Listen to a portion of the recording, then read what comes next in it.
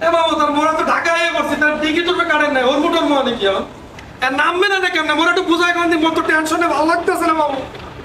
এ হালকের পো এত চিল্লাও বে আয় মুই থাকতে বেটা তোর কোনো ওই চিন্তা আছে আয় দেই জানা না ভাই কেমনে বেটা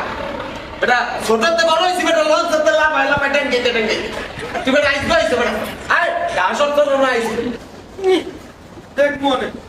তো নামেন কেমন এ বেটা কত কম আয় দি মন লগে আমার লোক আজকে পিডেরও খাইতে পারি মনে ইমাম লঞ্চ তো পুরো ফাটা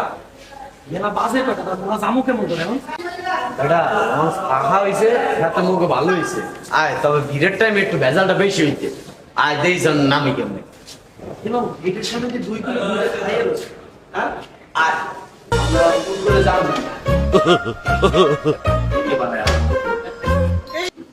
ফিরে এই লোক ঢুকার